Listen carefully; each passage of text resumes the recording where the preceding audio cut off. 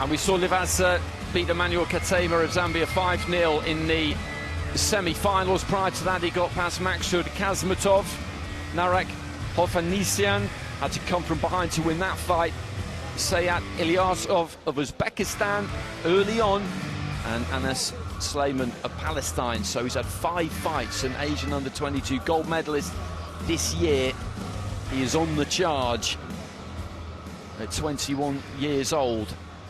And now, ladies and gentlemen, please welcome his opponent, who comes into the blue corner representing Russia, Ilya Popov. For 25-year-old Ilya Popov of Russia, this is his 6th bout of the Dubai 2025. Jogging his way to the boxing ring through the dry ice here at the Dubai Duty Free Tennis Center. Got his tournament underway in the round of 64 with a win over DR Congo's Fiston Mbaya. And in the semi-final, he beat Yatugan Zainalinov of Kazakhstan, the #2 seed, in a terrific contest. Lost the first round 4-1, but responded magnificently to prevail on a bout review 4-3 split, and that is how he has booked his place in the final. Ladies and gentlemen, your judges for this contest come from Egypt, on the cusp of fulfilling that immense Sri talent Lanka, and promise Serbia, here on and this senior Latvia. stage, but he's got a serious opponent over in that red corner in the form of Omar LIVAZA. So the referee just calling them to the centre. LIVAZA in the red, Popov in the blue. And you mentioned his resume there, Popov. Stellar in the early stages, and round 1. As I was saying earlier about Asil Kulov, that he will have felt that this needed to be his time. You could say the same thing about Popov. 2 southpaws here. LIVAZA got this nice loose style to him, carries that lead hand quite low, as does Popov, who looks for the body early on. The pair of them just trying to dart out those jabs. They'll fling them up from low, trying to burst them up into that eye line. Again there, I think they're both just slightly short. Nice left to the body there from Popov. And again, he flicks up that jab and scores to the body with it that time. Again, just dips his knees, 1-2 down the middle from Popov, who's maybe locked on a little bit more effectively than LIVAZA so far. Again with that 1-2, LIVAZA trying to touch up that body, then goes up to the head. And just short with it. The second jab there, I think, may have just kissed the end of the nose of Popov.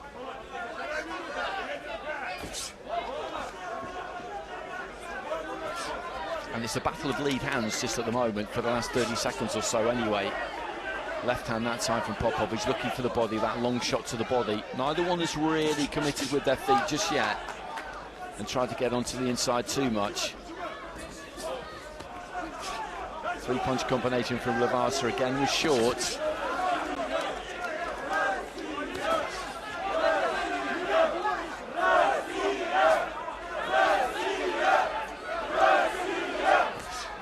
Again with the jabs, I think they both landed simultaneously there. And the same thing again. No one's really winning this battle of the lead hands. I think Popov has got himself in front in this round. He's got his nose in front through attacking the body. When he dips those knees and goes down to the body like he did there, that's where he's been most effective. LIVAZA hasn't been able to do too much of that himself deep into the final minute.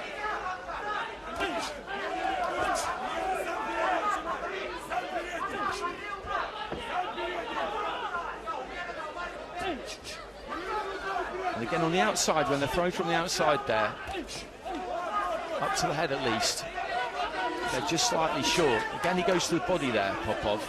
Drops that height and looks for the body. He's claiming a point there. That's a bit of a throwback when the fighter signals with the glove that they feel like they've landed. Long left hand there from Popov does land.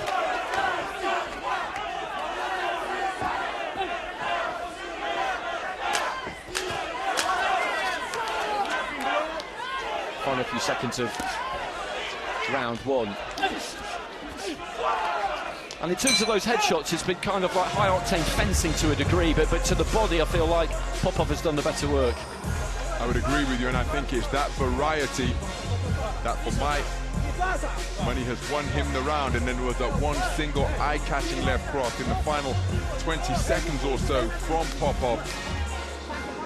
But that type of variety there, the ability to just drop his height, land with straight shots to the body, because in the battle of the lead hands up top, neither man was really establishing any mastery of range, just falling fractionally short.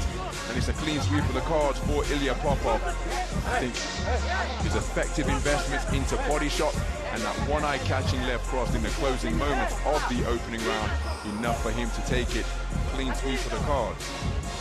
And the interesting thing about this is that LIVAZA is going to have to change something up in this second round. He's going to have to go to Popov more, and I feel like that might suit him. We will see. LIVAZA in the red, Popov in the blue. Popov with that 10-9 lead with all 5 judges through round 1, and LIVAZA immediately does take it up closer there. Boxing from the outside. If you're hoping to get on the outside and nick the round, land a few jabs, that did work for him, and immediately he's changed things. He's looking to get behind that guard rather than hold those hands low and use that lead hand. He's trying to get tight, he's trying to get that shoulder and get up close and see if he can win the fight on the inside that way. That was a decent jab from him, thrown from closer in. Popov just pushes him off. Now, who's it going to suit more at this kind of mid-range? Well, he's back on the jab now, LIVAZA. Very briefly. A bit of a marking on the right eyebrow there of Popov. I think maybe the heads came together on the inside. Good jabs from the pair of them. The jab landed there again from LIVAZA. There's blood coming from the corner of the right eye there of Popov. And when the referee sees that, I think he may well send him to the doctor. He's just let it go for the moment. Trying to let go with the right hand there, Popov. Good jab there from LIVAZA, who scores to the body with the right hand. Left hand there from Popov. And this is better from LIVAZA. He's just committing more in this second round. It's as simple as that. And sometimes you're forced into that. If you lose that first round, then you know that you need to do something. Good right hand there from Popov. Trying to bomb with that backhand, Popov, who was taken on the gloves. LIVAZA trying to work away to the body. Okay, well, the referee's called timeout, and the doctor will have a look at the cut. Let's see if we can get a signal to the officials at ringside as to what happened here. Head clash. We can't really see from where we are. There's not too much blood coming out of it. That doesn't mean, though, that there can't be some depth to it. Let's have a look. There we go. Nobody's fault. Heads coming together on the inside. And I'll be relatively confident that this isn't going to play too much of a part, as in I don't see at this juncture the fight being stopped because of it, but if it's worsened due to some good accurate punching from LIVAZA, then that could become a possibility. Into the final minute of the round, and they're just swapping jabs again to the head and to the chest. It's been tight this round.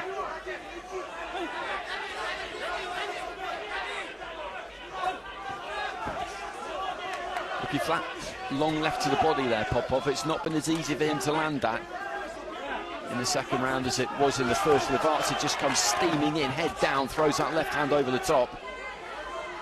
And they could both do with a good strong finish here. Right hand there, I think, from LIVAZA landed.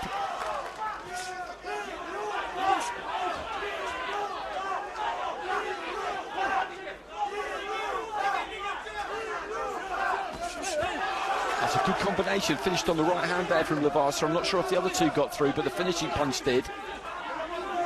He's giving himself a chance here, I would say, the fighter from Kyrgyzstan. He's dropped that first round 5-0.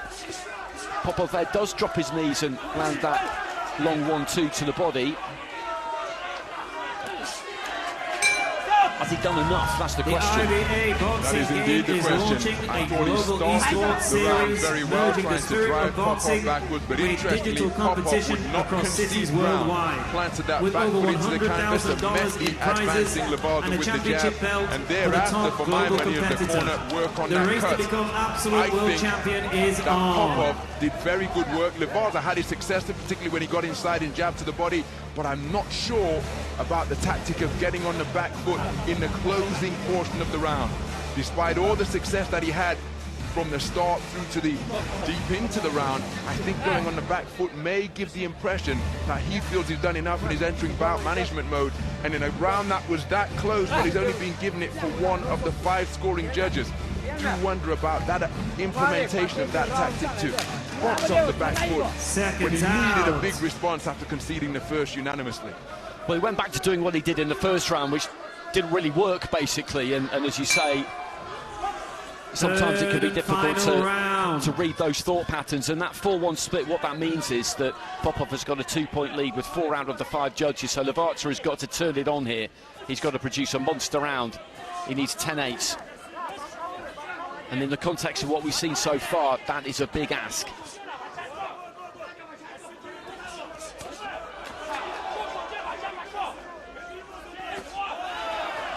And both just throwing lead right hands there.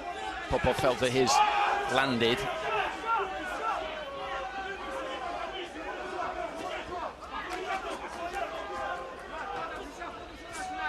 And I wonder what the corner has communicated to him going out for this final round.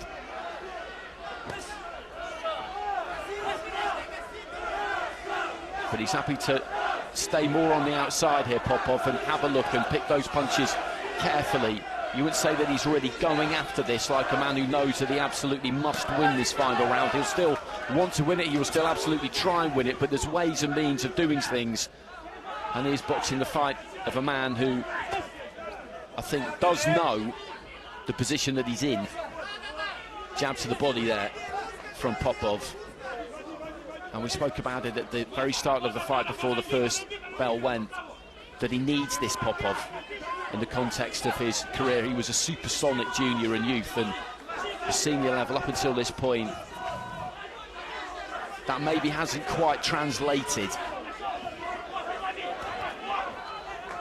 But if he can get a gold medal here, then that changes things.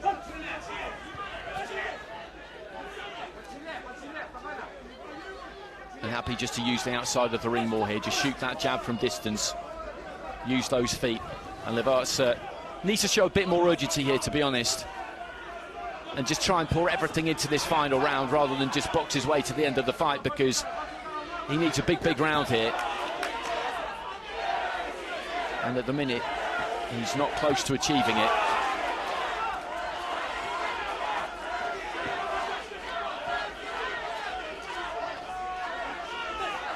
Low hands there from Popov, and then just tries to fling that lead right up into the chest.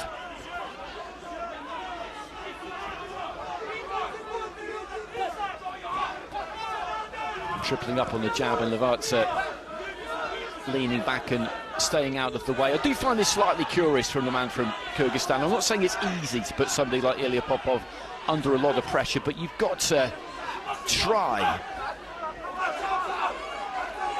And in this final round, there just hasn't been anything like enough urgency from him. It could well be the case that if he'd come forward and really looked to open up, then he could have got picked off. That's always a possibility, but you have to roll that dice. Given the context of the scores going into the third and final round, the man from... Ladies and gentlemen, your guest presenter for this contest is Yusuf Kyrgyzstan needed a massive IBA final 3 Board minutes. of Directors. And he actually had a better start to the second round than he was able to produce in the third, when he did get up close and worked effectively to the body. But he wasn't able to replicate that in the third, and I think the body language of the boxer is so instructive once the final bell sounded. This man knows that he's about to be declared and crowned as the light welterweight champion here at Dubai 2025, and he is bouncing, positively bouncing in anticipation of the announcement. He knows, doesn't he? He knows. And you can enjoy this now. This can be nervous. He may still be slightly nervous, but he can enjoy this now. Ladies and gentlemen, the winner of this contest via unanimous decision, and now IBA World Champion,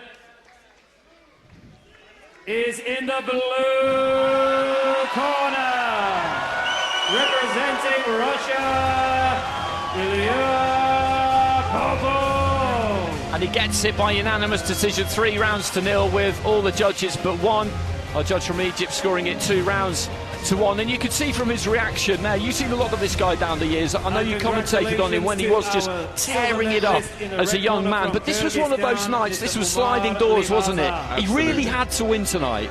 In 2018, it looked as though this man was going to make a transition through to the senior ranks and be a top boxer for however long he chose to continue his career. In his first senior world championships in the quarterfinals, it was Andy Cruz who eliminated him. That was in Yekaterinburg 2019, and it's taken this long for him to translate that youth and junior success, where I was ringside, where I commentated on him at the Youth Olympic Games, where he took that gold medal in Buenos Aires. It's taken him that long from topping the podium there and now, ladies to come all the way through please stand if you to are claim a senior world title. Wonderful moment for him, and a sensational silver for LIVAZA.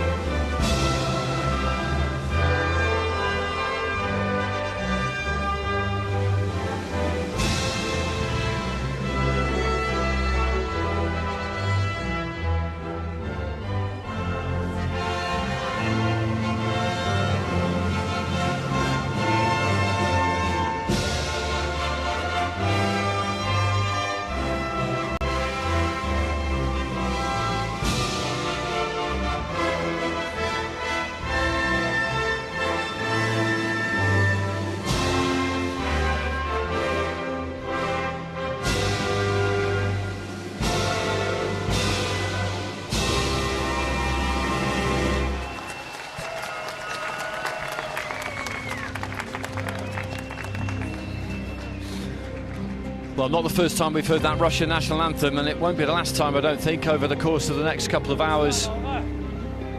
He delivered under pressure there, Popov. And that is not an easy thing to do. Some athletes, in the build-up to a really big occasion, tell themselves it's just another fight.